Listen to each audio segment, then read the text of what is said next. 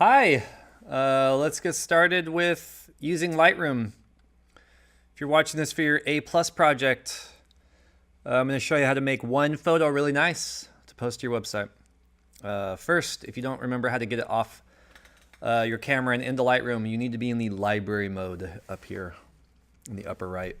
Sometimes things can be hidden in Lightroom. Oftentimes there's these little all the time there's a little triangle here on the side that lets you hide these sidebars. There's like a sidebar, not a Z bar, but a sidebar. By default though, you should see this. In the library mode, it'll let you import photos. So you have to click on library first, then come down to the lower left, click on import. The drive that you're gonna use is the F drive. So when you plug in your SD card to your computer, it'll say F/EOS Digital. In my case, it's a J drive. You only need the photos that you took, that you want. First, I like to start off by checking the uncheck all button here.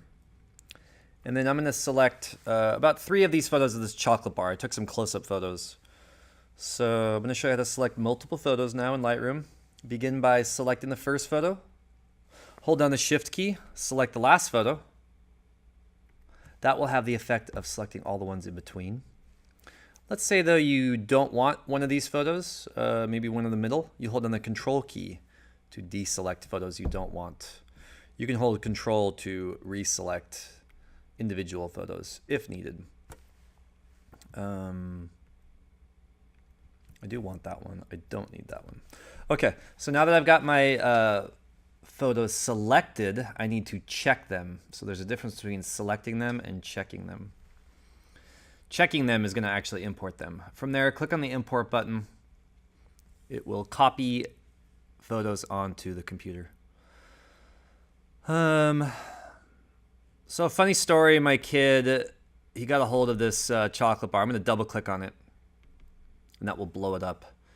He got a hold of this chocolate bar and he doesn't like the biscuit part. I don't think he understands the concept of like a $2 chocolate bar though, and the deliciousness of the biscuit inside. So yeah, once he got to the biscuit, you can see he stopped nibbling.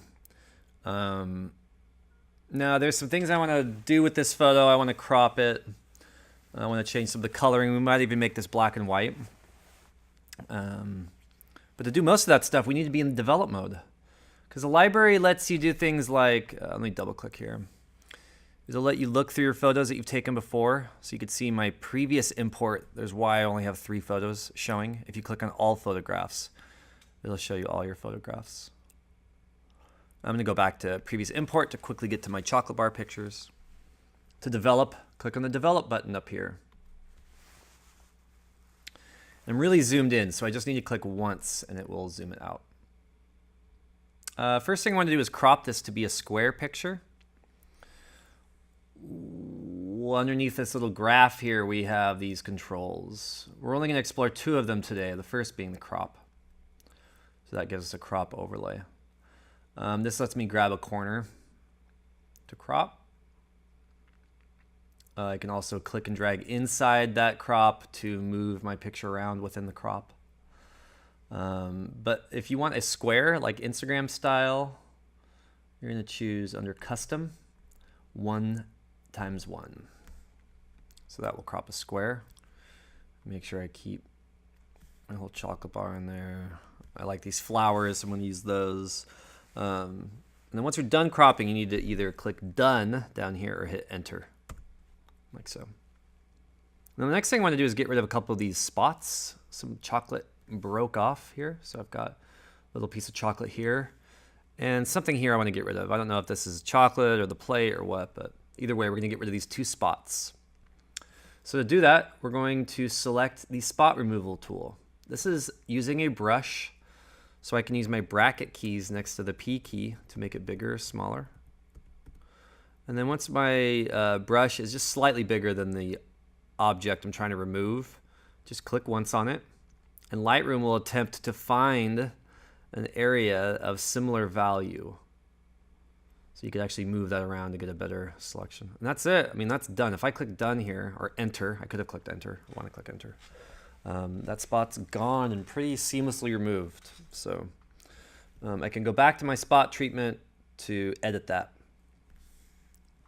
Lastly, I'll make my brush a little smaller.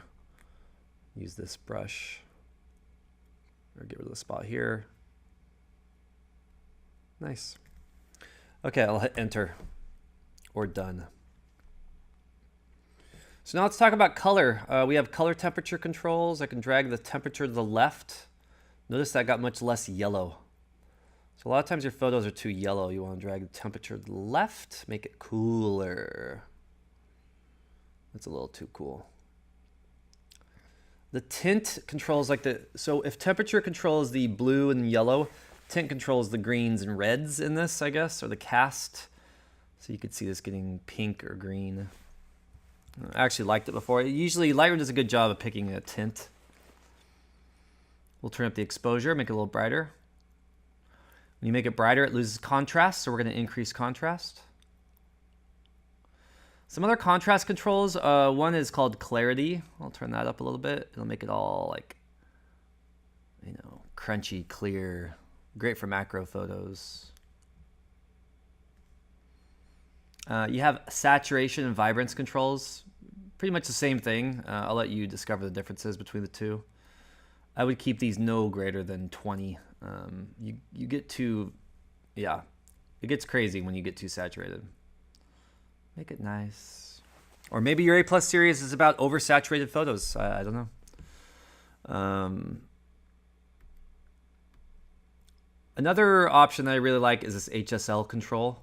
So if you click on the little twirly next to Hsl, you can look under, by default, hue is selected. If we choose saturation, you can turn down the saturation of individual colors, which is awesome.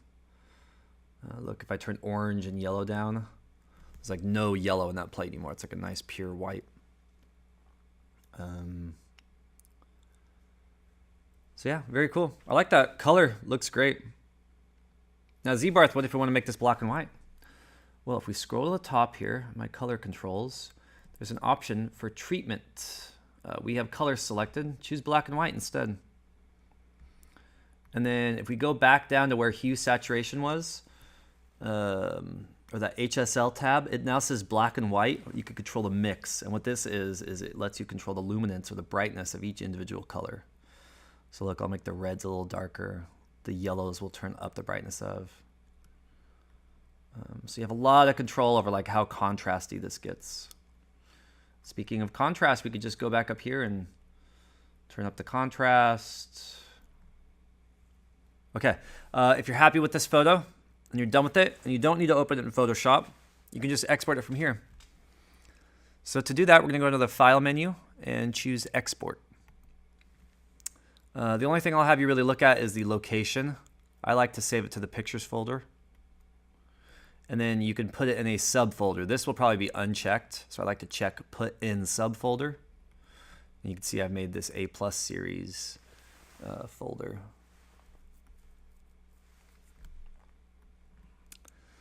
Lastly, under image sizing, I would not resize this image, so make sure that's unchecked. Previously, I've told you to resize. Once you're done, you'll click Export.